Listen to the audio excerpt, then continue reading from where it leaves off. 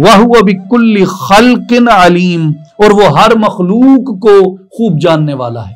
آیت نمبر 23 میں ارشاد ہوتا ہے اللہ ہی نے بہترین کلام نازل فرمایا جو ایک کتاب ہے جن کے سینوں میں اپنے رب کا خوف ہے، جب ان کے سامنے یہ آیات تلاوت کی جاتی ہیں تقشعر منہ جلود، ان کے رونگٹے کھڑے ہو جاتے ہیں قرآن کی آیتیں سن کر۔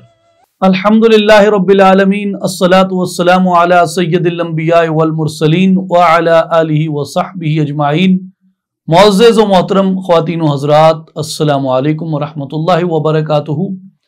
23ویں پارے کا آغاز سورہ یاسین کی بقیہ آیات سے ہوتا ہے، یعنی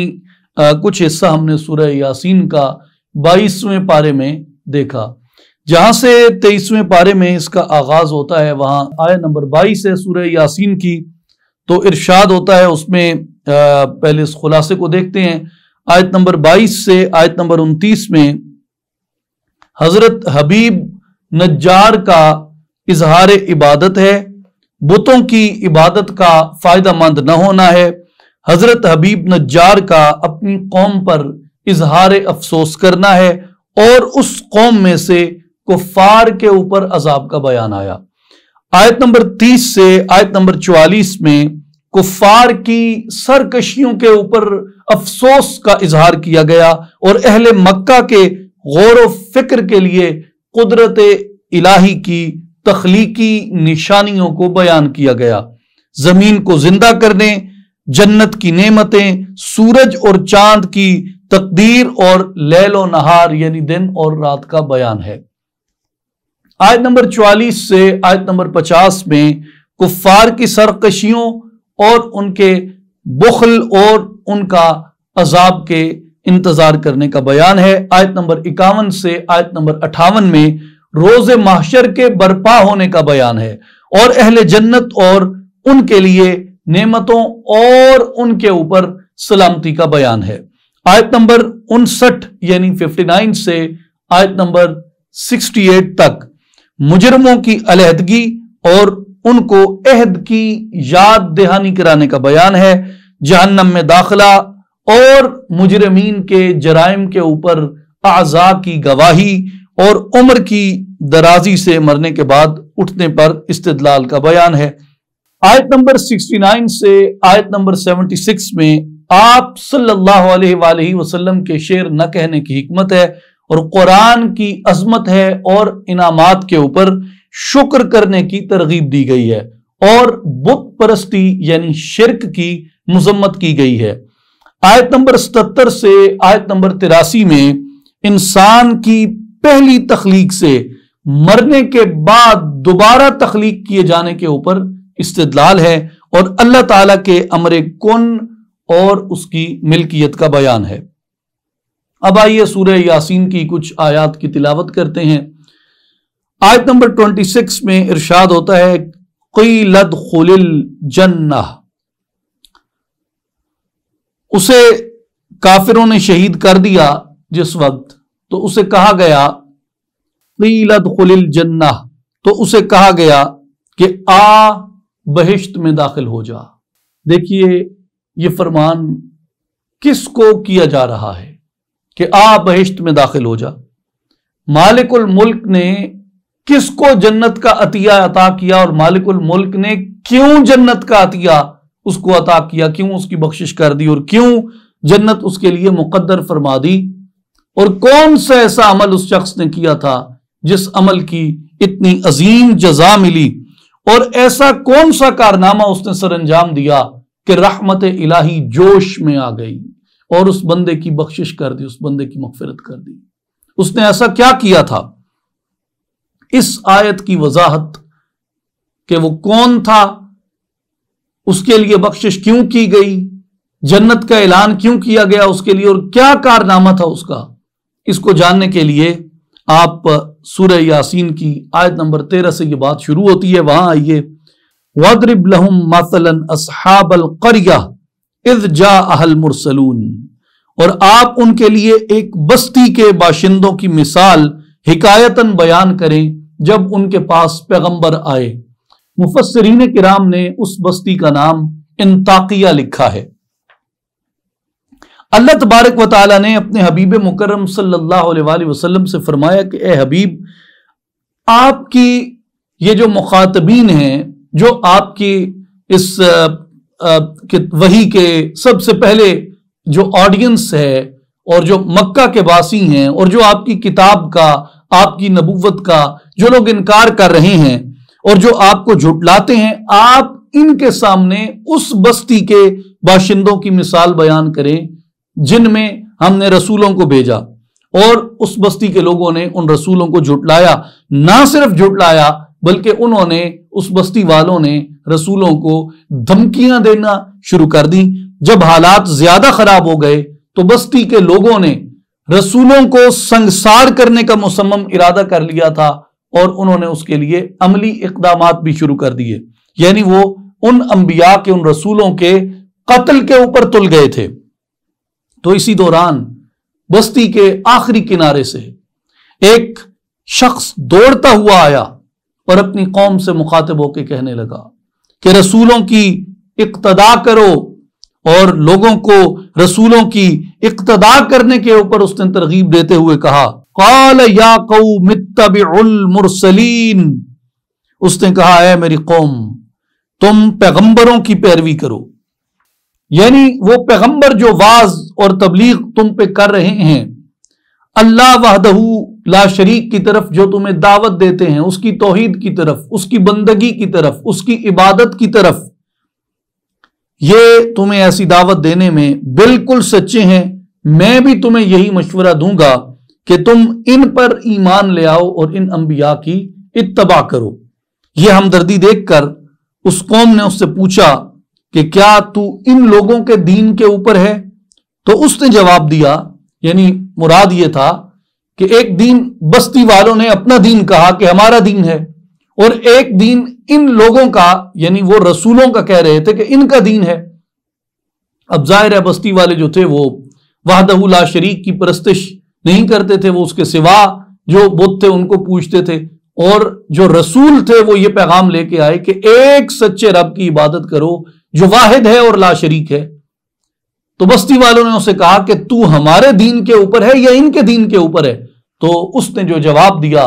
कुरान मजीद ने क्या खूबसूरत अंदाज में उसको बयान फरमाया है, वमालिया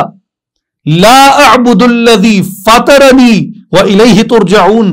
और मुझे क्या हुआ है कि मैं उसकी इबादत न करूं जिसने मुझे पैदा फरमाया है, और तुम सब भी उसी की तरफ लौटाए जाओगे। तो आप चश्मे तसव्वुर में लाइए कि एक तरफ बस्ती थी, उस बस्ती के सारे रईस, उस बस्ती के सारे उमरा, उस बस्ती के सारे बड़े बड़े ताजिर, उसकी,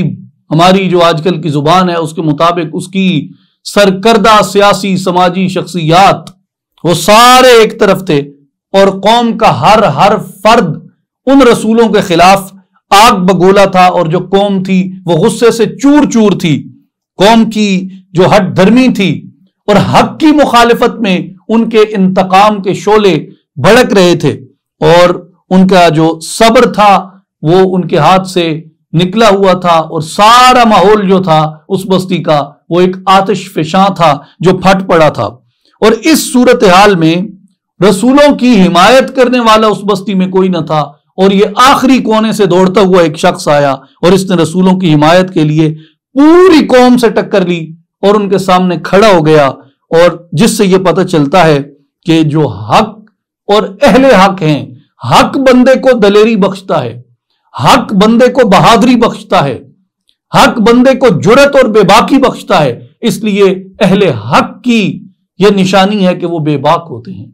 अहले हक की यह निशानी है कि वो जुर्रतमंद होते हैं, अहले हक की यह निशानी है कि वो दलेर होते हैं, अहले हक की यह निशानी है कि वो बहादुर होते हैं।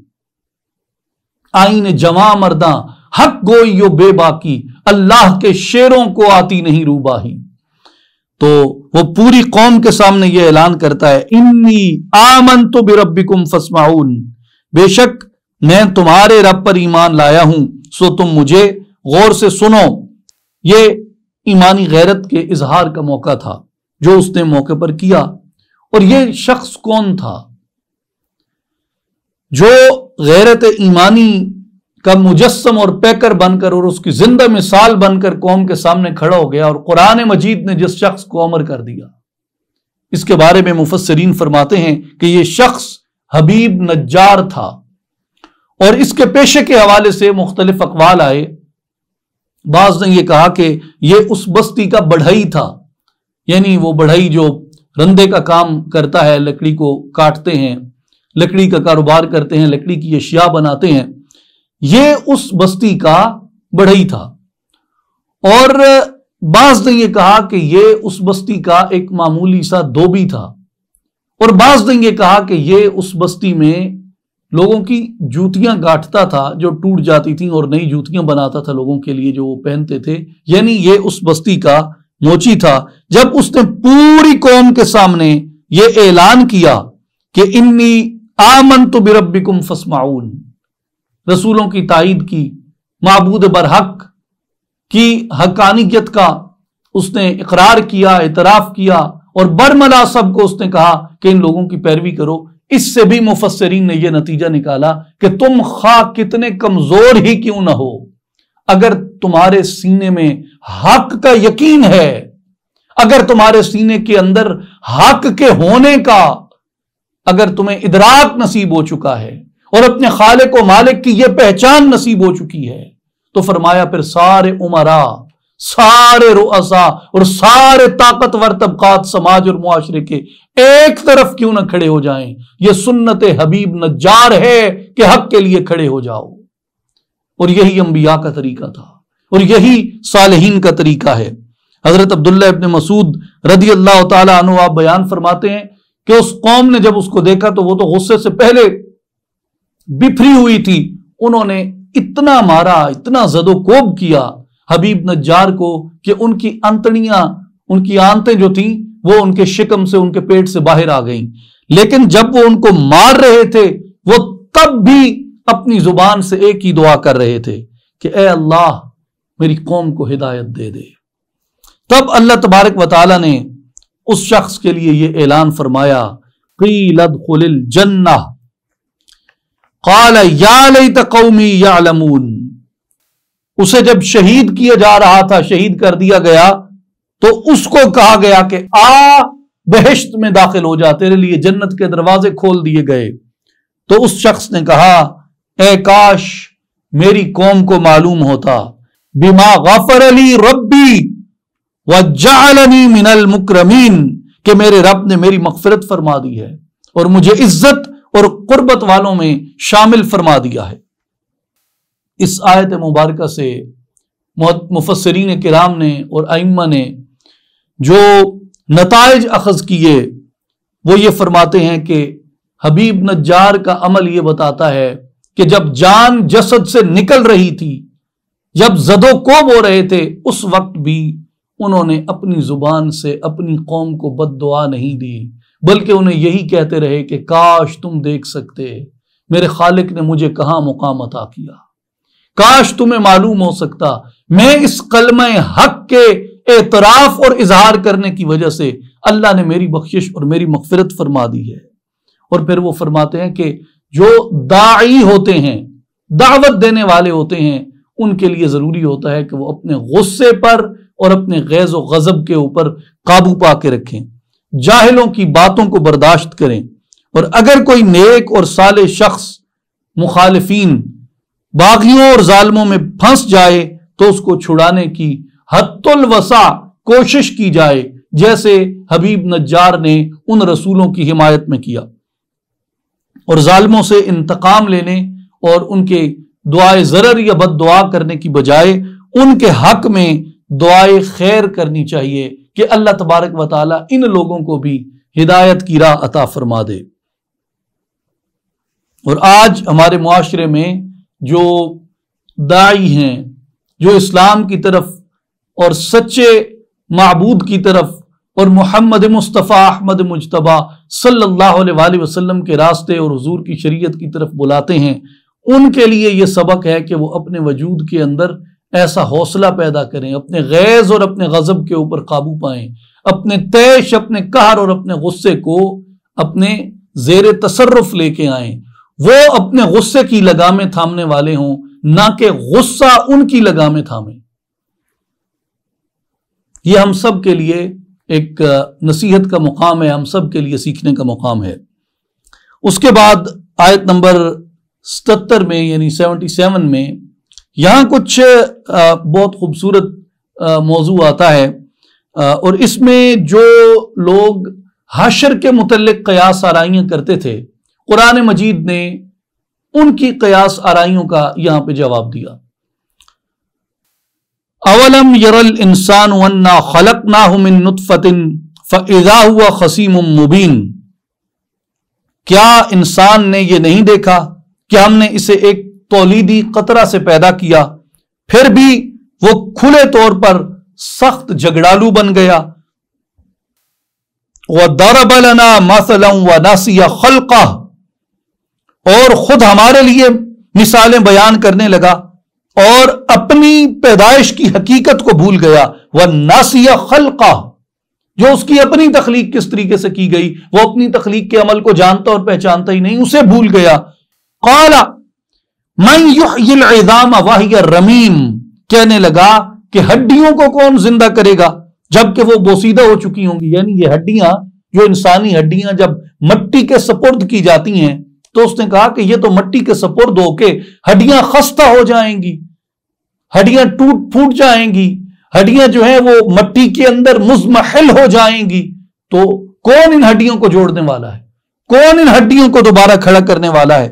تو اس لیے قرآن مجید نے اس سے پہلے فرمایا وَنَسِيَ خَلْقَهُ، وہ یہ بھول گیا کہ یہ خود پیدا کیسے کیا گیا۔ اب قرآن نے اس کا جواب کیسے دیا اس اعتراض کا کہ بوسیدہ ہڈیوں کو کون دوبارہ اٹھائے گا؟ سورت یاسین آیت نمبر 79 اس کو بیان کرتی ہے۔ قل، اے حبیب مکرم صلی اللہ علیہ وسلم، یہ لوگ جو حشر اجساد کا انکار کرتے ہیں، جو حشر میں جسد کے دوبارہ اٹھائے جانے کا انکار کرتے ہیں، جو حشر میں جسم کے ساتھ دوبارہ کھڑا کیے جانے کا انکار کرتے ہیں، ان لوگوں کو آپ فرما دیجئے، قل اے حبیب آپ فرما دیجئے، یحییھا الذی انشأھا اول مرہ، فرما دیجئے انہیں وہی زندہ کرے گا جس نے انہیں پہلی بار پیدا کیا تھا۔ انہیں کون زندہ کرے گا؟ ان بوسیدہ ہڈیوں کو کون اٹھائے گا؟ مٹی میں دبی پڑی لاشوں کو پھر کون کھڑا کر دے گا اور وہ چلتے پھرتے بولتے اس کے حضور حاضر ہو جائیں گے؟ کون کرے گا؟ فرمایا الذی انشأھا اول مرہ، جس نے پہلی بار انہیں پیدا کیا تھا، وَهُوَ بِكُلِّ خَلْقٍ عَلِيمٌ، اور وہ ہر مخلوق کو خوب جاننے والا ہے۔ وہ ہر مخلوق کو جو چیز بھی اس نے تخلیق کی ہے، جو چیز بھی اس نے پیدا کی ہے، وہ ہر اس چیز کو خوب جاننے والا ہے۔ اب یہاں پہ بڑی دلچسپ یہ بات آ جاتی ہے، اور یہ جو مشرکین کا، کفار کا اور ملحدین کا جو یہ اعتراض تھا کہ مرنے کے بعد تو پھر دنیا ختم ہو جاتی ہے، قرآن نے اس بارے میں یہی بتایا کہ پھر حشر ہوگا، پھر اٹھائے جاؤ گے، پھر یہ ہڈیاں کھڑی کی جائیں گی اور اس کے دربار میں لائی جائیں گی، سو تمہارے لیے اعتراض کی کوئی گنجائش اس کے اندر نہیں ہے۔ تو منکرین کے مفسرین نے اور خاص کر متکلمین نے دو گروہ بیان کیے۔ امام غزالی رحمۃ اللہ علیہ کی بھی اس کے اوپر بڑے تفصیلی مباحث ہیں، اور ان کے زمانے میں جو فلاسفہ دین کی انٹرپریٹیشن کرتے تھے جس کو الہیات کہتے ہیں، تو وہ بھی اسی طرح کے عقائد رکھتے تھے کہ مرنے کے بعد دوبارہ نہیں اٹھایا جائے گا۔ تو امام غزالی رحمۃ اللہ علیہ نے بھی اس پہ بڑے طویل مباحث فرمائے ہیں، اور متکلمین نے بھی اور مفسرین نے بھی۔ تو وہ یہ بیان کرتے ہیں کہ جو حشر کے منکرین تھے، یعنی دوبارہ کھڑے کیے جانے کے جو منکرین تھے، ان کے دو گروہ تھے۔ ایک وہ تھا جو بغیر کسی دلیل کے محض انسان کے مرنے کے بعد دوبارہ زندہ ہونے کو بعید سمجھتے تھے کہ جو مر گیا وہ گیا، اس کے بعد کوئی زندگی نہیں ہے۔ وہ یعنی برزخ کا بھی انکار کرتے تھے، اور وہ اس کے برزخ کے بعد کی جو اخروی زندگی ہے یعنی جو حشر ہے وہ اس کا بھی انکار کرتے تھے۔ برزخ قبر کے مرحلے کو کہتے ہیں، یعنی اس دنیا سے جو آخرت تک کا، حشر تک کا جو مرحلہ ہے وہ برزخ ہے جو قبر کے اندر بیتتا ہے، اور وہ اس کا بھی انکار کرتے۔ وہ کہتے کہ جو مر گیا سو گیا، یہی دنیا جنت یہی دنیا جہنم، جس نے جو کھویا پایا کیا وہ یہی کیا۔ اب دوسرا گروہ جو تھا وہ یہ شبہ پیش کرتے تھے کہ جب انسان مر جائے گا اور اس کا جو گوشت ہے وہ گل سڑ جائے گا، اس کی ہڈیاں جو ہیں وہ بوسیدہ ہو کر ریزہ ریزہ ہو جائیں گی، اور انسان کا جو جسم ہے وہ مٹی کے ذرات میں تبدیل ہو جائے گا، اور جب بہت سے اجسام مٹی کے ذرات بن کر بکھر جائیں گے اور ایک دوسرے سے مختلط یعنی اختلاط پذیر ہو جائیں گے، ایک دوسرے میں مدغم ہو جائیں گے، ایک دوسرے میں ضم ہو جائیں گے، ایک دوسرے میں تحلیل ہو جائیں گے، یعنی جسم مٹی سے مٹی ہو جانا جس کو کہتے ہیں، جب یہ ہو جائے گا تو ان مختلف اور مخلوط شدہ اجزاء کو کیسے الگ الگ کیا جا سکتا ہے جبکہ وہ مٹی کا حصہ ہو گئے؟ تو پھر ان کو کس طرح جوڑ کر وہی پہلے والا جسم جو ہے وہ بنایا جا سکتا ہے؟ تو منکرین حشر کا جو پہلا گروہ جو مرنے کے بعد انسان کے دوبارہ زندہ ہونے کو بغیر کسی دلیل کے بعید جانتا تھا، یعنی اس کا انکار کرتا تھا، جس کا خیال تھا کہ مرنے کے بعد پھر کوئی زندگی نہیں ہے، اس کو قرآن مجید نے کئی مقامات کے اوپر جواب دیا۔ مثال کے طور پہ قرآن ہی سے اس کی 2 آیات دیکھتے ہیں، ایک سورہ سجدہ کی، فرمایا وَقَالُوا أَإِذَا دَلَلْنَا فِي الْأَرْضِ أَإِنَّا لَفِي خَلْقٍ جَدِيدٍ، اور کفار کہتے ہیں کہ جب ہم مٹی میں مل کر گم ہو جائیں گے تو کیا ہم از سر نو پیدائش میں آئیں گے؟ اسی طرح سورہ الصافات آیت نمبر 53 میں فرمایا اذا متنا وکنا ترابا وعظاما انا لمدینون، کیا جب ہم مر جائیں گے اور ہم مٹی اور ہڈیاں ہو جائیں گے تو کیا ہمیں اس حال میں بدلہ دیا جائے گا؟ یعنی جب ہم مر جائیں گے اور ہمارا وجود ہی نہیں ہوگا اور ہم ختم ہو جائیں گے تو تم ہمیں اس کی طرف بلاتے ہو کہ اس دنیا کی عیش و عشرت کو چھوڑ کے آخرت کی عیش کرو، جو عیش ہے ہی نہیں، جو موجود ہی نہیں ہے۔ اور منکرین کا جو دوسرا گروہ تھا منکرین حشر کا، جس کو وقوع حشر میں یعنی حشر کے واقع ہونے میں، حشر کے ہونے میں جن کو شبہات تھے، اللہ تعالیٰ نے ان کے شبہات کا ازالہ کرتے ہوئے فرمایا قُلْ يُحْيِيهَا الَّذِي أَنشَأَهَا أَوَّلَ مَرَّةٍ وَهُوَ بِكُلِّ خَلْقٍ عَلِيمٌ۔ اے حبیب مکرم صلی اللہ علیہ وسلم، آپ انہیں فرما دیجئے کہ ان کو وہی زندہ کرے گا جس نے پہلی بار انہیں پیدا کیا تھا، اور وہ ہر طرح کی پیدائش کو خوب جاننے والا ہے۔ رہا ان کا یہ شبہ، یعنی جہاں تک اس شبہ کی بات ہے کہ یہ ذرات ایک دوسرے میں جب مختلط ہو جائیں گے اور اختلاط پذیر ہو جائیں گے تو ان کو کون ممتاز کرے گا، کون ان کو آپس سے الگ الگ کرے گا، کون ان ذرات کو جدا جدا کرے گا؟ تو اس کا جواب یہ ہے کہ یہ اس شخص، یہ اشکال اور یہ شبہ کسی ایسے کے لیے درست ہے جس کا علم ناقص ہو، کسی ایسے کے لیے درست ہے جس کا علم ناقص ہو، کسی ایسے کے لیے درست ہے جس کی قدرت مکمل نہ ہو، کسی ایسے کے لیے درست ہے جس کے علم اور قدرت میں باہمی کوئی تفاوت یا کوئی تضاد ہو یا ان کے اندر بودھ ہو، لیکن جو بار بار یہ بتائے، جو بار بار یہ فرمائے کہ ان اللہ علی کل شیء قدیر، اور جو بار بار یہ بتائے کہ اس کی علم کی وسعت کا تم اندازہ اور شمار ہی نہیں کر سکتے کہ اس کا علم کتنا وسیع ہے جس نے تمہیں پیدا کیا، جو علیم ہو اور اس کا علم کامل ہو اور ہر غیب کو وہ جاننے والا ہو، اس کے لیے ان ذرات کو جو آپس میں مخلوط ہو چکے، آپس میں مدغم ہو چکے، ان ذرات کو آپس میں پہچاننا اس کے لیے کوئی دشوار کام نہیں ہے۔ اور جہاں تک اس بات کا تعلق ہے تو ان ذرات کو جمع کس طرح کیا جائے گا، تو یہ اشکال بھی اس پر ہو سکتا ہے جس کی قدرت اور جس کے علم کے اوپر نقص کا شبہ ہو۔ تو اللہ تبارک و تعالیٰ کا علم بھی اور اس کی قدرت بھی ہر نقص کے شبے سے بالا تر ہے، تو اس لیے اس کی ذات کے لیے جس نے پہلے ان کو پیدا کیا، جب یہ نہیں تھا، جب یہ تھا ہی نہیں، موجود ہی نہیں تھا، جب اس نے پیدا کر دیا اور کہا کہ ایک بوند کے پانی کی ایک بوند سے اس کو پیدا کیا، اور اس کو پیدا کر کے اس سے اس نے لوتھڑا بنایا، اور پھر لوتھڑے میں اس نے ہڈیاں ڈالی، اور پھر ہڈیوں کو اس نے یہ توانائی اور یہ جسم عطا کیا، اور پھر جب وہ روح قبض کر لیتا ہے تو ہڈیوں کی گروتھ جو ہے وہ اسی طرح رک جاتی ہے، پھر وہ قبر کے اندر چلا جاتا ہے۔ تو یہ سارا کچھ اس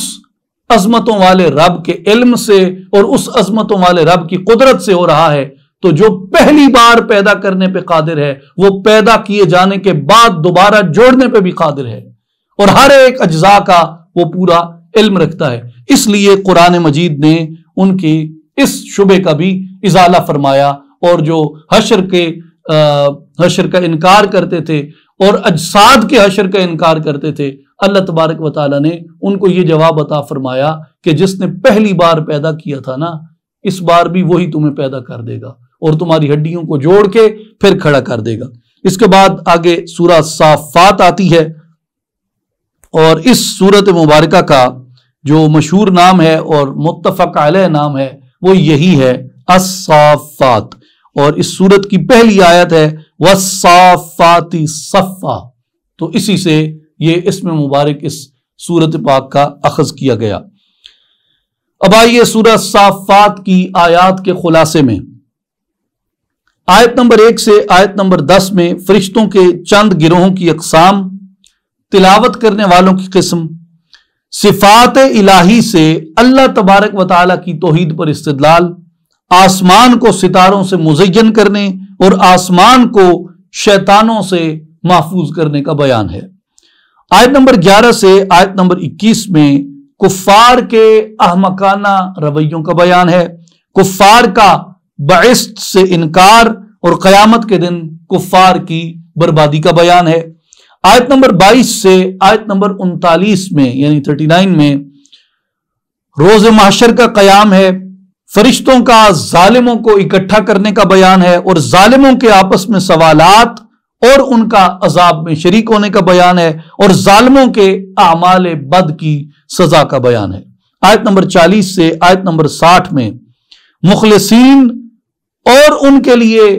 جنت کا بیان ہے اور جنت کی نعمتوں کا بیان ہے، اور جنتیوں کے آپس کے سوالات اور ان کی نجات کا بیان ہے۔ آیت نمبر 61 سے آیت نمبر 74 میں سورہ صافات میں جنت میں مہمان نوازی اور درخت زقوم اور اس کی صفات کو بیان کیا گیا، اور رسولوں کو جھٹلانے والوں کے برے انجام کا بیان کیا گیا۔ سورہ صافات کی آیت نمبر 75 سے آیت نمبر 82 میں حضرت نوح علیہ السلام کی شان اور ان کی قوم کے انجام کا بیان ہے۔ آیت نمبر 83 سے آیت نمبر 99 میں حضرت سیدنا ابراہیم علیہ السلام کی شان اور ان کی عظمت کا بیان ہے، اور آپ کی اپنی قوم کو تبلیغ کرنے کا بیان ہے۔ حضرت ابراہیم علیہ السلام کا اپنی قوم کے معبود یعنی جو ان کے بت تھے، جھوٹے معبود تھے، ان کو توڑنے کا بیان ہے، اور قوم کی آپ کو جلانے کی تدبیر بد کرنے کا بیان ہے۔ آیت نمبر 100 سے آیت نمبر 113 میں حضرت اسماعیل علیہ السلام کی ولادت کی خوشخبری ہے اور انہیں ذبح کرنے کا واقعہ ہے۔ حضرت ابراہیم علیہ السلام پر سلامتی کا بیان کیا گیا اور ان کے دوسرے بیٹے سیدنا اسحاق علیہ السلام کی بشارت کا بیان ہے۔ آیت نمبر 114 سے آیت نمبر 132 میں حضرت موسیٰ علیہ السلام، سیدنا ہارون علیہ السلام، سیدنا الیاس علیہ السلام اور ان کی قوموں کا ذکر ہوا اور ان انبیاء پر سلامتی کرنے کا بیان ہے۔ آیت نمبر 133 سے آیت نمبر 148 میں حضرت لوط علیہ السلام کا بیان ہے اور ان کی قوم کا تذکرہ ہے، اور حضرت یونس علیہ السلام کا مچھلی کے پیٹ میں رہنے کا بیان ہے۔ آیت نمبر 149 سے آیت نمبر 166 میں کفار کے باطل نظریات اور ان کے باطل نظریات کا رد ہے، اور فرشتوں کا اللہ تبارک و تعالیٰ کی تسبیح کرتے رہنے کا بیان ہے۔ آیت نمبر 167 سے آیت نمبر 182 میں مرسلین کا باطل پر غلبہ اور مشرکین کے انجام بد کا بیان ہے، اور اللہ پاک کی پاکی اور رسولوں پر سلامتی کا بیان ہے۔ اب آئیے سورہ الصافات کی کچھ آیات کی تلاوت کرتے ہیں۔ آیت نمبر 13 میں ارشاد ہے وَإِذَا ذُكِّرُوا لَا يَذْكُرُونَ، اور جب انہیں نصیحت کی جاتی ہے تو نصیحت کو قبول نہیں کرتے۔ وَإِذَا رَأَوْا آیَةً يَسْتَسْخِرُونَ، اور جب کوئی نشانی دیکھتے ہیں تو اس کا تمسخر اڑاتے ہیں، اس کا مذاق اڑاتے ہیں۔ آیت نمبر 13 کہتی ہے کہ جب انہیں یعنی مشرکین کو جو قیامت کے انکار پر اصرار کرتے ہیں، جب انہیں نصیحت کی جاتی ہے تو نصیحت کو قبول نہیں کرتے۔ جب نشانی دکھائی جاتی ہے تو وہ بجائے اس کے کہ نشانی سے عبرت پکڑیں، وہ اس نشانی کا مذاق اڑانا شروع کر دیتے ہیں۔ وقالو، اور پھر کیا کہتے ہیں؟ ان ھذا الا سحر مبین، اور کہتے ہیں یہ تو صرف کھلا جادو ہے، اور کیا ہے یہ تو جادو سے ہو گیا۔ الصافات آیت نمبر 16 میں فرمایا اذا متنا وکنا ترابا وعظاما انا لمبعوثون، کیا جب ہم مر جائیں گے اور ہم مٹی اور ہڈیاں ہو جائیں گے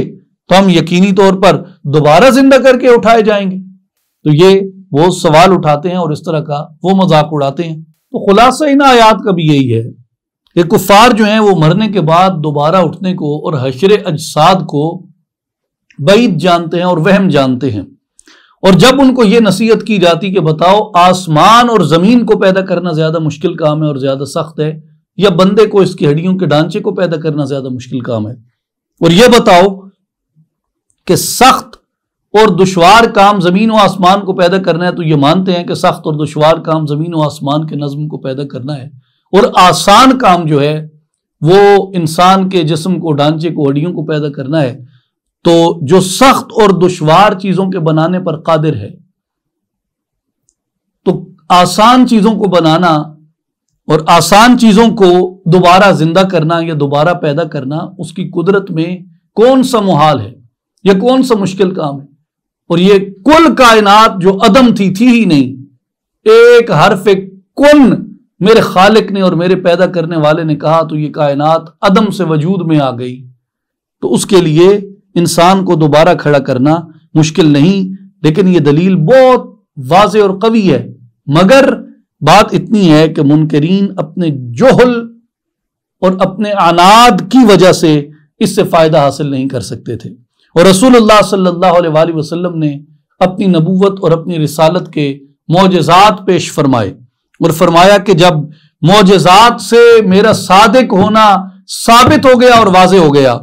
تو میں تمہیں یہ دعوت دیتا ہوں اور میں تمہیں یہ بتاتا ہوں، اور یہ معجزہ جو میرے ساتھ آیا ہے قرآن مجید، یہ تمہیں اس بات کی دعوت دیتا ہے کہ مرنے کے بعد ایک زندگی ہوگی، حشر و نشر ہوگا اور حساب اور کتاب ہوگا، جزا اور سزا ہوگی، میں تمہیں اس کی خبر دیتا ہوں، اس پر ایمان لے کے آؤ۔ تو مخبر صادق کی جو خبر ہے،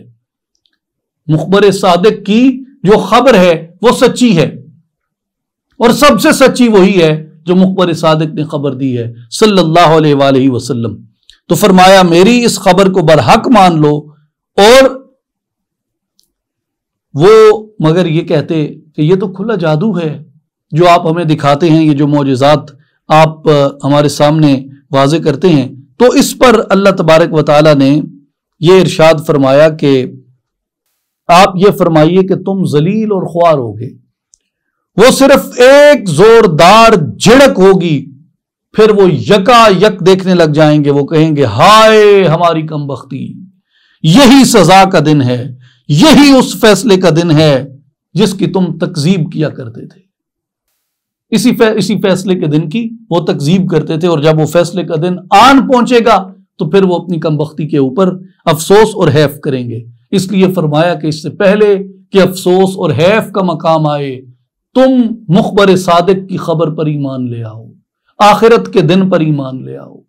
اور اپنے اعمال کو درست کر لو کہ اس کے حضور تمہارے تمام اعمال اسی طرح پیش کیے جائیں گے جیسے تم کرتے ہو۔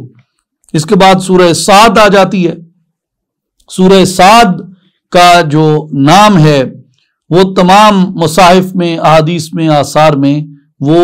صاد ہی کے نام سے یہ سورت مبارکہ معروف ہے، اور اس کی وجہ یہ بیان کی گئی ہے کہ سورہ کا جو پہلا کلمہ ہے وہ صاد ہے، اس وجہ سے اس کا نام جو ہے وہ سورہ صاد ہے۔ اور اب آئیے سورہ صاد کی آیات کے خلاصے کی جانب۔ آیت نمبر 1 سے آیت نمبر 11 میں قرآن مجید کا نصیحت ہونا، کفار مکہ کے تکبر اور مخالفت کا بیان ہے، اور قرآن مجید کے بارے میں ان کا شک میں مبتلا ہونا اور ان کو شکست ہونے کا بیان ہے۔ آیت نمبر 12 سے آیت نمبر 16 میں تکذیب کی وجہ سے گزشتہ قوموں کی ہلاکت اور کفار مکہ کی حماقت کا بیان ہے۔ آیت نمبر 7 سے آیت نمبر 20 میں سیدنا داؤد علیہ السلام کی شان اور ان کی عظمت کا بیان ہے، پہاڑوں اور پرندوں کا ان کے ساتھ تسبیح کرنے کا بیان ہے، اور انہیں حکمت اور فصل خطاب عطا کیے جانے کا بیان ہے۔ آیت نمبر 21 سے آیت نمبر 26 میں دو لوگوں کا سیدنا داؤد علیہ السلام کے پاس فیصلہ کروانے کے لیے آنا اور آپ کو زمین کے اندر خلیفہ بنا دیا جانا اور گمراہوں کے لیے عذاب شدید کا بیان ہے۔ آیت نمبر 27 سے آیت نمبر 29 میں زمین و آسمان اور دیگر مخلوق کی تخلیق کا بے مقصد نہ ہونے کا بیان ہے، اور نیک اور بد کا برابر نہ ہونے کا بیان ہے، اور نزول قرآن کے مقاصد کے بیان کرنے کا بیان ہے۔ آیت نمبر 30 سے آیت نمبر 40 میں حضرت سلیمان علیہ السلام کی شان اور ان کی عظمت کا بیان، حضرت سلیمان علیہ السلام پر گھوڑے پیش کیے جانے کا واقعہ ہے، ہوا اور شیاطین کا آپ کے لیے مسخر کیے جانے کا بیان ہے، اور حضرت سلیمان علیہ السلام کے لیے بہترین ٹھکانے کا بیان ہے۔ آیت نمبر 41 سے آیت نمبر 44 میں حضرت ایوب علیہ السلام اور ان کی بیماری سے شفا یاب ہونے کا بیان ہے۔ آیت نمبر 45 سے آیت نمبر 64 سورہ صاد میں حضرت ابراہیم علیہ السلام اور ان کی نسل سے انبیاء کرام کا ذکر خیر کیا گیا، اور پرہیزگاروں اور سرکشوں کے جو انجام ہے یعنی برا اور اچھا اس کا بیان کیا گیا۔ آیت نمبر 65 سے آیت نمبر 70 میں منصب نبوت، عذاب سے ڈرانے اور توحید سمجھانے کا بیان ہوا۔ آیت نمبر 71 سے آیت نمبر 85 میں حضرت آدم علیہ السلام کی تخلیق کا بیان ہے، فرشتوں کے سجدہ کرنے کا بیان ہے، ابلیس کا تکبر کرنا اور پھر اس کا راندہ درگاہ ہو جانے کا بیان ہے، اور جہنم کو شیطان کے پیروکاروں سے بھر دیے جانے کا بیان ہے۔ اور آیت نمبر 86 سے آیت نمبر 88 میں رسول اللہ صلی اللہ علیہ وآلہ وسلم کے اعلان حق کا بیان ہے۔ اب آئیے سورہ صاد سے کچھ آیات مبارکہ سے استفادہ کرتے ہیں۔ سورہ صاد کی آیت نمبر 31 میں حضرت سلیمان علیہ السلام کی گھوڑوں کے ساتھ محبت کا ذکر ہے۔ اذ عرض علیہ بالعشی الصافنات الجیاد، جب ان کے سامنے شام کے وقت نہایت سبک رفتار عمدہ گھوڑے پیش کیے گئے۔ اس آیت مبارکہ میں دو الفاظ قابل غور ہیں، ایک الصافنات اور دوسرا الجیاد۔ الصافنات جو ہے وہ ان گھوڑوں کو کہتے ہیں جو 3 قدموں پر کھڑے ہوتے ہیں اور چوتھے قدم کے سم کا کنارہ زمین پر ٹیکتے ہیں، اور الجیاد جو ہے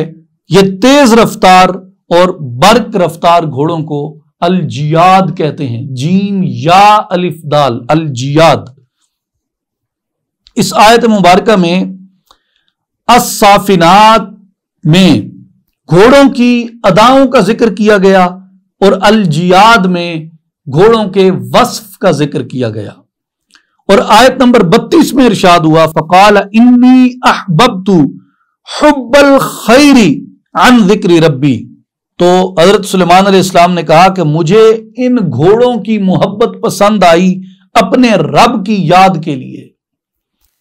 اس آیت مبارکہ میں اللہ تبارک و تعالی نے حضرت سلیمان علیہ السلام کی گھوڑوں کے ساتھ محبت کرنے کو بیان فرمایا، اور دوسرا یہ کہ اللہ تبارک و تعالی نے گھوڑے کو خیر فرمایا ہے، یعنی حب الخیری، تو یہاں خیر کی محبت، تو یہاں خیر سے مراد گھوڑے ہیں، تو گھوڑے کو قرآن مجید میں خیر کہہ کے پکارا گیا، اور یہ حضرت سلیمان علیہ السلام کے فرمان سے ہوا۔ اور اگر آپ ذخیرہ احادیث میں دیکھیں تو خود حضرت سید المحدثین، امام المحدثین، امیر المومنین فی الحدیث حضرت امام محمد بن اسماعیل البخاری رضی اللہ تعالی عنہ المعروف، حضرت امام بخاری رحمۃ اللہ علیہ، آپ نے صحیح بخاری میں باقاعدہ ایک پورا باب باندھا، باب الخیل معقود فی نواسیہ الخیر الی یوم القیامت۔ یہ امام بخاری نے اپنے چیپٹر کا، اپنے باب کا نام رکھا ہے، گھوڑوں کی پیشانیوں میں قیامت تک خیر رکھ دی گئی ہے۔ سیدنا عبداللہ ابن عمر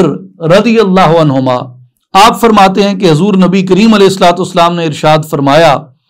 الخیل فی نواسیہ الخیر الی یوم القیامہ، کہ گھوڑوں کی پیشانیوں کو قیامت تک کے لیے خیر لازم ہے، یعنی قیامت تک گھوڑوں کی پیشانی میں خیر ہوگی۔ یہ روایت بھی امام بخاری رحمۃ اللہ علیہ نے کی، اور امام بخاری رحمۃ اللہ علیہ نے ہی حضرت انس ابن مالک رضی اللہ تعالیٰ عنہ کی روایت بیان فرمائی کہ نبی پاک علیہ الصلوۃ والسلام نے ارشاد فرمایا، البرکۃ فی نواس الخیل، کہ گھوڑوں کی پیشانیوں میں برکت ہے۔ اور کئی شارحین حدیث نے، بالخصوص شارحین صحیح بخاری نے اس پر یہ بیان کیا، اور مختلف دیگر محدثین نے بھی تفصیلات دی ہیں، اور تمام اعداد کو شارحین حدیث نے اس کو جمع کیا، جس میں وہ فرماتے ہیں کہ حضور علیہ الصلوۃ والسلام کے جتنے بھی گھوڑے آپ کے استعمال میں آئے اور آپ کی خدمت میں آئے، ان کی کل تعداد 24 ہے، جو آقا پاک علیہ الصلوۃ والسلام کی بارگاہ میں آئے، اور آپ صلی اللہ علیہ وآلہ وسلم ان گھوڑوں کے 24 گھوڑوں کے ان سب کے آپ اسما رکھتے تھے۔ اور پاک و ہند کے اندر علم حدیث کی آبیاری کرنے والے اور علم حدیث کو بام عروج پہ لے جانے والے اور علم حدیث کے سب سے بڑے خادم کہے جانے والے حضرت شیخ محقق شاہ عبدالحق محدث دہلوی رحمۃ اللہ علیہ، آپ اپنی کتاب مدارج النبوت میں لکھتے ہیں کہ حضور علیہ الصلوۃ والسلام کے 10 گھوڑے تھے، اور ان 10 گھوڑوں کا انہوں نے نام دیا، یعنی پہلی ایک روایت میں محدثین نے 24 گھوڑوں تک کہے، یعنی بعض نے 24 جمع کیے، بعض نے دیگر اعداد میں جمع کیے، تو کل تعداد جو بنتی ہے حضور علیہ الصلوۃ والسلام کے گھوڑوں کی وہ 24 بنتی ہے، لیکن شیخ محقق شاہ عبدالحق محدث دہلوی نے 10 گھوڑوں کے نام لکھے۔ پہلے گھوڑے کا وہ نام فرماتے ہیں کہ اس کا نام سکب تھا، سکب،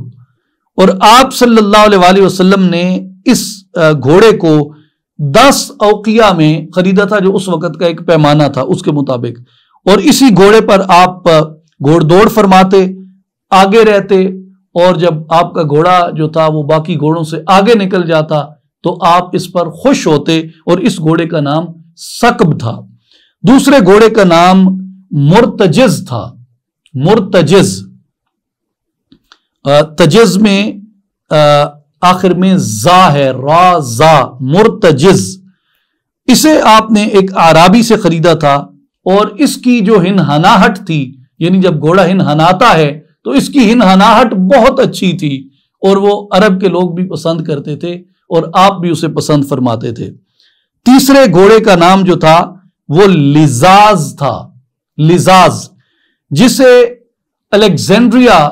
جو سکندریہ ہے، اسکندریہ کا جو بادشاہ تھا مقوقس، اور مقوقش بھی اسے لکھا جاتا ہے، انہوں نے یہ حضرت ماریا قبطیہ کے ساتھ یہ ہدیے کے طور پہ بھیجا تھا آپ صلی اللہ علیہ وآلہ وسلم کی بارگاہ میں۔ چوتھے گھوڑے کا نام جو تھا وہ لحیف تھا، لحیف۔ یہ ربیعہ بن ابی البراء نے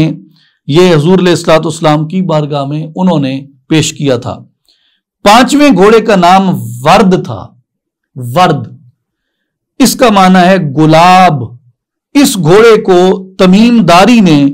حضور علیہ الصلوۃ والسلام کی بارگاہ میں پیش کیا تھا۔ بعد میں آپ نے یہ گھوڑا امیر المؤمنین، خلیفۃ المسلمین، فاروق اعظم سیدنا عمر ابن الخطاب رضی اللہ تعالیٰ عنہ کو عطا فرما دیا تھا۔ چھٹے گھوڑے کا نام جو تھا وہ دریس تھا، داد یعنی صاد داد، دریس، داد را یا سین، داد کو عام طور پہ زاد بھی پڑھتے ہیں، زریس یا دریس جو بھی آپ اپنے تلفظ میں کہیں، دریس، اس گھوڑے کو اس کی مضبوطی کی بنا پر، یعنی بڑا مضبوط اور تگڑا گھوڑا تھا، اس کو اس لیے دریس کہتے تھے۔ اور 7ویں گھوڑے کا نام ضرب تھا، اور اسے فردہ بن عمر حزامی نے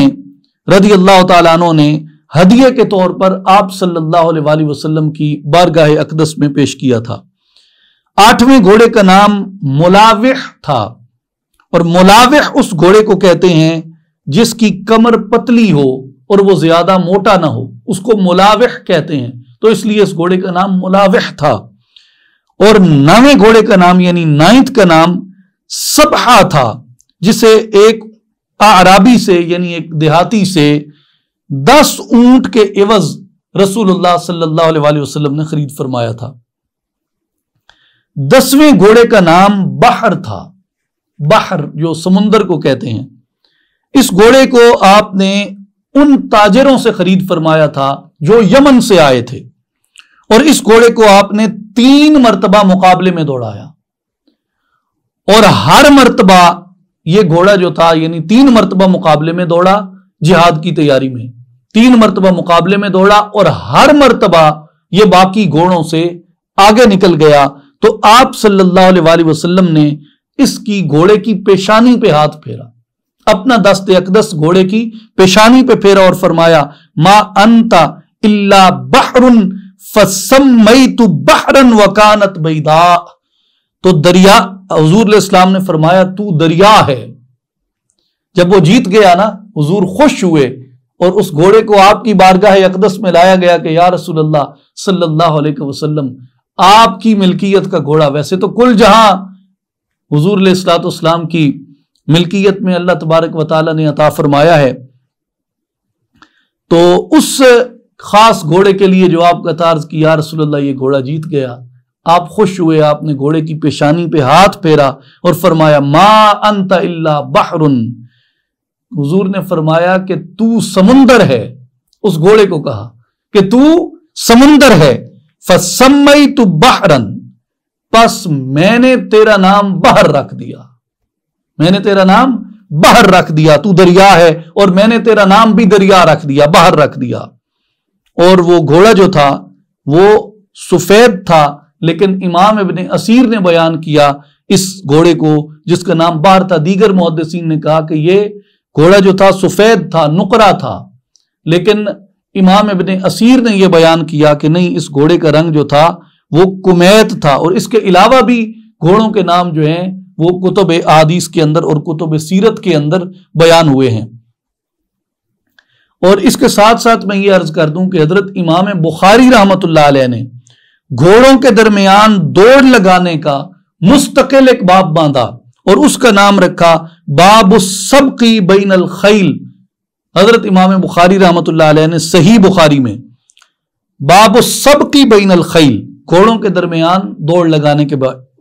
اور پھر حضرت عبداللہ ابن عمر رضی اللہ عنہما آپ روایت فرماتے ہیں کہ نبی پاک علیہ الصلوۃ والسلام آپ تدمیر شدہ گھوڑے کو مقام حفیا سے سنیت الوداع تک دوڑایا، اور جو گھوڑا تدمیر شدہ نہ تھا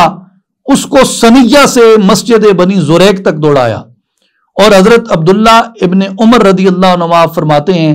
میں بھی ان لوگوں میں سے تھا جنہوں نے اس دوڑ میں حصہ لیا اور گھوڑے دوڑائے تھے۔ اور صحیح بخاری کا جو باب ہے سبق بین الخیل یعنی گھوڑوں کی دوڑ کے بیان میں، اس کی شرح میں ابھی حال ہی میں گزرے ہیں حضرت علامہ غلام رسول رضوی رحمت اللہ تعالی علیہ، بہت عظیم محدث تھے، شیخ الحدیث تھے، آپ کی شرح بخاری ہے، اس میں آپ نے اس حدیث کی شرح کرتے ہوئے جو حضرت عبداللہ ابن عمر رضی اللہ عنہ کی حدیث ہے کہ میں بھی اس دوڑ میں تھا جس کو حضور علیہ الصلوۃ والسلام نے آپ کے روبرو جو منعقد ہوئی، تو اس کی شرح میں علامہ غلام رسول رضوی رحمت اللہ علیہ آپ فرماتے ہیں کہ حضور سید دو عالم صلی اللہ علیہ وآلہ وسلم نے گھوڑوں کو یمنی چادروں کے عوض دوڑایا، یعنی جو گھوڑا جتنے نمبر پہ آتا تھا یا جیت جاتا تھا، ان کو آپ ان کی جیت کے نمبر کے مطابق خوش ہو کر یمنی چادریں عطا فرماتے۔ جو گھوڑا سب سے آگے بڑھ گیا تھا اس کو 3 چادریں عطا فرمائیں، یمنی 3 چادریں عطا فرمائیں۔ دوسرے نمبر والے کو 2 چادریں عطا فرمائیں، تیسرے نمبر والے کو 1 چادر عطا فرمائی، چوتھے نمبر والے کو 1 دینار عطا کیا، 5ویں نمبر والے کو 1 درہم عطا کیا، 6 نمبر والے کو حضور صلی اللہ علیہ وسلم نے چاندی عطا فرمائی، اور پھر آپ صلی اللہ علیہ وسلم نے یہ دعا فرمائی کہ اللہ تم سب کے لیے برکت عطا فرمائے۔ تو اس سے یہ معلوم ہوتا ہے کہ حضور صلی اللہ علیہ وسلم آپ گھوڑوں سے محبت فرماتے، اور جہاد کی تیاری کے لیے، آپ گھوڑوں کی تربیت کے لیے آپ مقابلوں کا اہتمام بھی آپ کے روبرو منعقد ہوتا۔ اب آئیے سورہ صاد کی آیت نمبر 41 میں، جہاں صبر کا استعارہ، صبر کی عظیم مثال سیدنا حضرت ایوب علیہ السلام کی صحت یابی کے لیے زمین سے پانی کے چشمے کے برآمد ہونے کا بیان ہے۔ وَاذْكُرْ عَبْدَنَا أَيُّوبَ إِذْ نَادَى رَبَّهُ أَنِّي مَسَّنِيَ الشَّيْطَانُ بِالنُّصْبٍ وَعَذَابٍ، اور ہمارے بندے ایوب علیہ السلام کا ذکر کیجئے جب انہوں نے اپنے رب کو پکارا کہ مجھے شیطان نے بڑی اذیت اور تکلیف پہنچائی ہے۔ اور اس سے اگلی آیت ہے آیت نمبر 42، ارقد برجلک ھذا مغتسل بارد وشراب، ارشاد ہوا تم اپنا پاؤں زمین پہ مارو، یہ پانی کا ٹھنڈا چشمہ ہے نہانے کے لیے اور پینے کے لیے۔ اس کے بعد آیت نمبر 86 آتی ہے سورہ صاد میں، ارشاد ہوتا ہے قُلْ مَا أَسْأَلُكُمْ عَلَيْهِ مِنْ أَجْرٍ وَمَا أَنَا مِنَ الْمُتَكَلِّفِينَ، اے محبوب علیہ السلام آپ فرما دیجئے میں تم سے اس حق کی تبلیغ کے اوپر کوئی معاوضہ طلب نہیں کرتا، اور نہ میں تکلف کرنے والوں میں سے ہوں، یعنی میں کوئی تصنع نہیں کرتا۔ اور مدارک التنزیل میں امام نصفی رحمت اللہ علیہ نے اس آیت مبارکہ کی تفسیر میں لکھا ہے کہ قُلْ مَا أَسْأَلُكُمْ عَلَيْهِ مِنْ أَجْرٍ، اے محبوب آپ فرما دیجئے میں تم سے اس حق کی تبلیغ کے اوپر کوئی معاوضہ طلب نہیں کرتا، یعنی قرآن مجید اور وحی کی تبلیغ جو میں نے تمہیں کی ہے، میں تم سے اس کے اوپر کوئی اجرت نہیں مانگتا، اور نہ ہی میں تکلف کرنے والے میں سے ہوں، نہ ہی میں تصنع کرنے والوں میں سے ہوں۔ اس کی وہ کئی وجوہات بیان ہوئی ہیں، مفسرین نے جو بیان کی ہیں وہ خاص طور پہ یہ فرماتے ہیں کہ جو تصنع ہے اور جو بناوٹ ہے وہ ایسے لوگ کرتے ہیں جو کسی چیز کے ہونے کا دعویٰ کرتے ہیں مگر وہ ہوتے نہیں، کچھ ہونے کا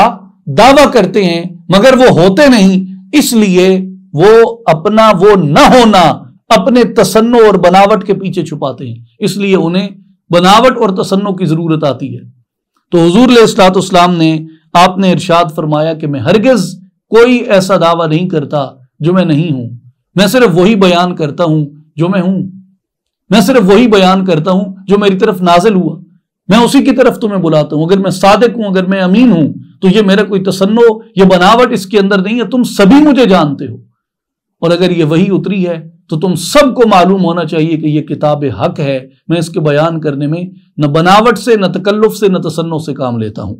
اس لیے اس سے یہ اخذ کیا گیا ہے کہ جو داعی ہیں، اللہ کی طرف بلاتے ہیں، ان کے لیے دین میں تصنع کرنا، بناوٹ کرنا یہ ممنوع ہے۔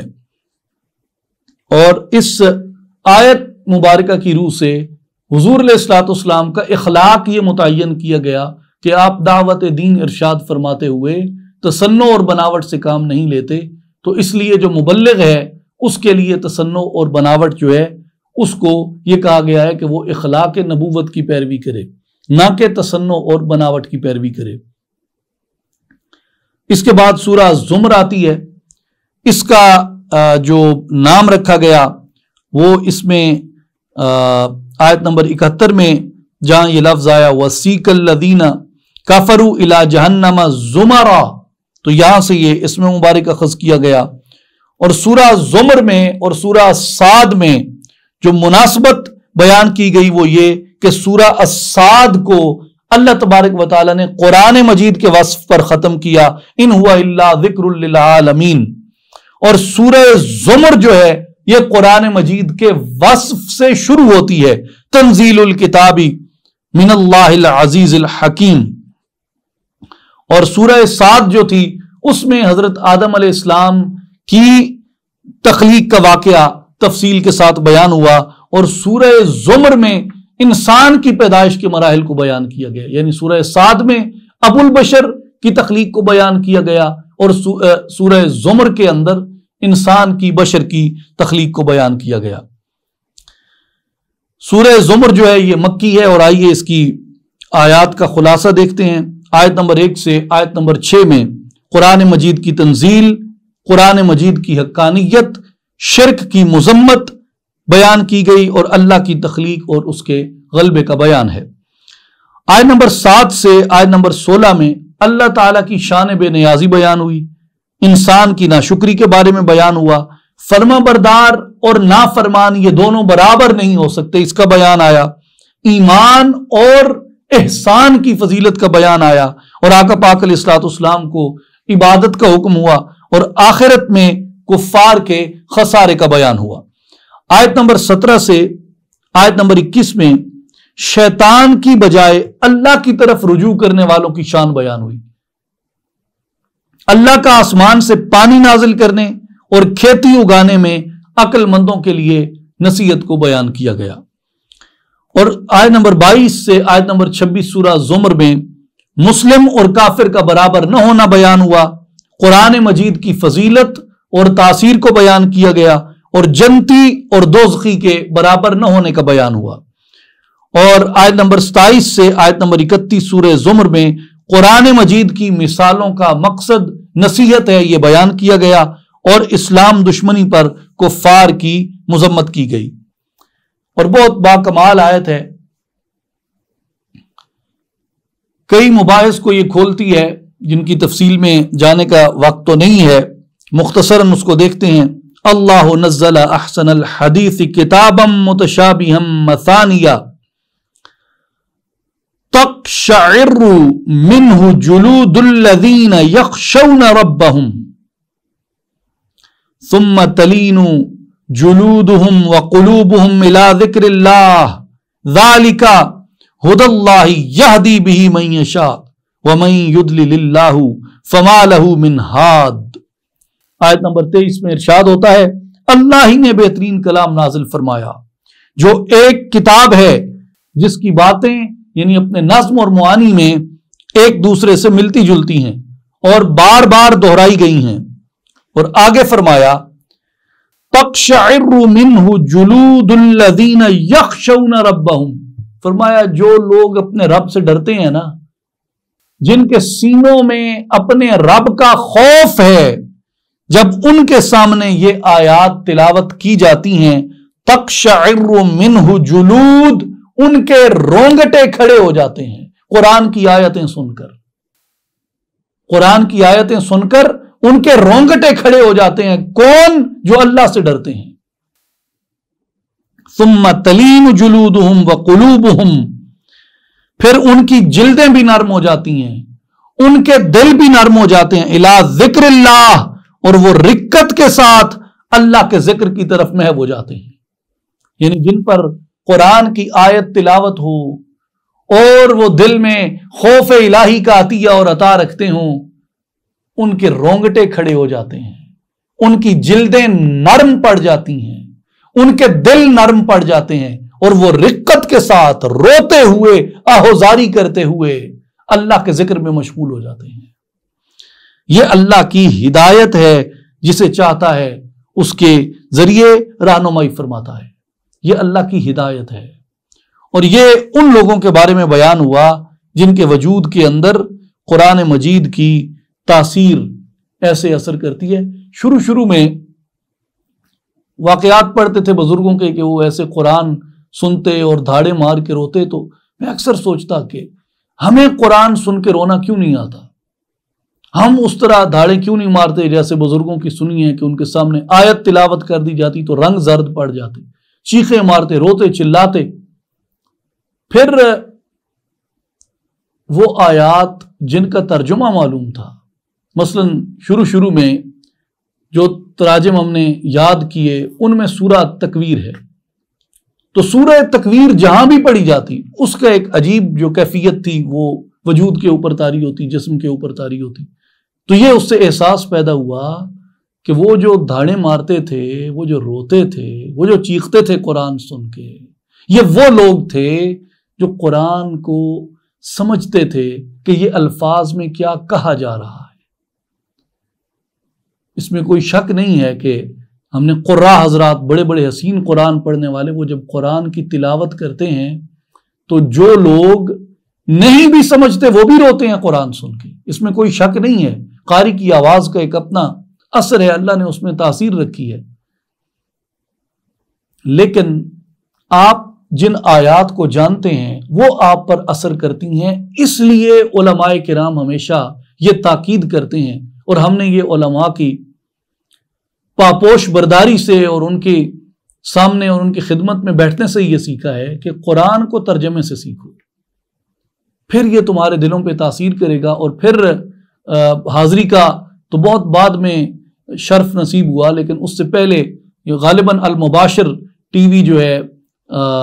اس میں مکۃ المکرمہ کی لائیو کوریج دکھائی جاتی ہے، تو اس میں جب ویڈیوز دیکھیں کہ جب قراء تلاوت کرتے ہیں اور پیچھے جو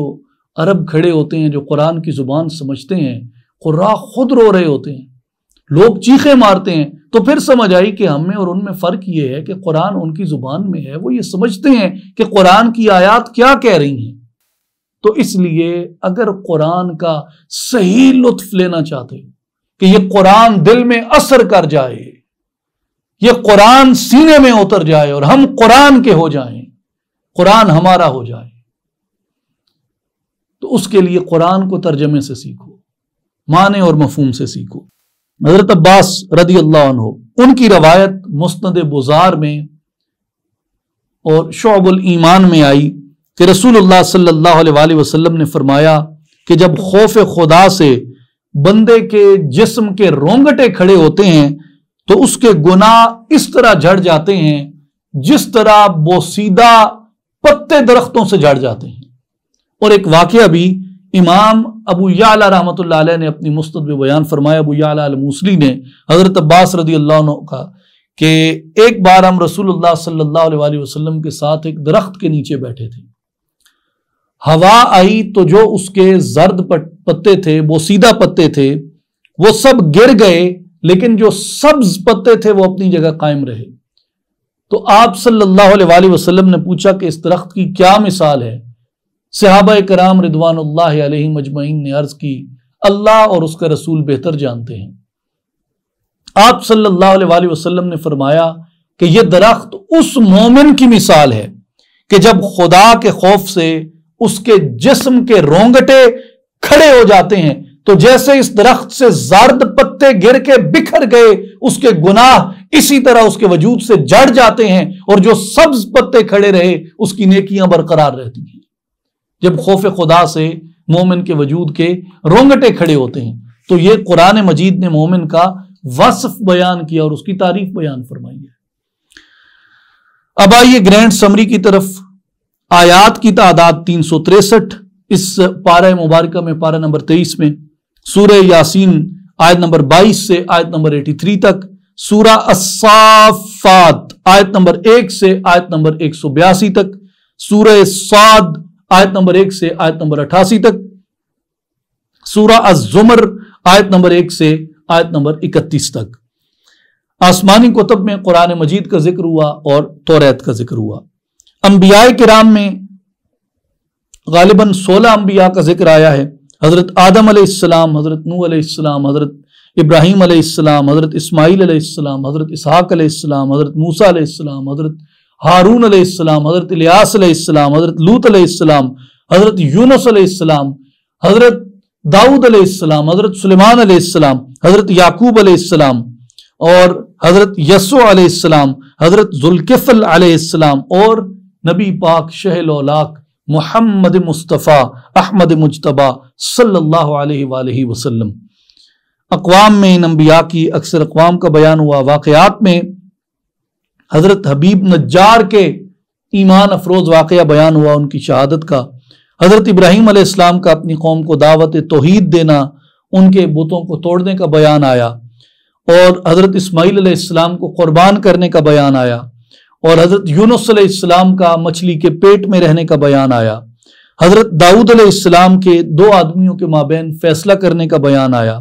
حضرت سلیمان علیہ السلام پر گھوڑے پیش کیے جانے کا بیان آیا، حضرت ایوب علیہ السلام کا بیماری سے صحت یاب ہونے کا واقعہ ذکر ہوا، اور حضرت آدم علیہ السلام کو سجدہ کرانے اور ابلیس کے راندہ درگاہ ہونے کا واقعہ بیان ہوا۔ اللہ تعالی ہمیں قرآن مجید کے انوار سے اپنے ظاہر اور باطن کو منور کرنے کی توفیق عطا فرمائے۔ وآخر دعوانا ان الحمد للہ رب العالمین۔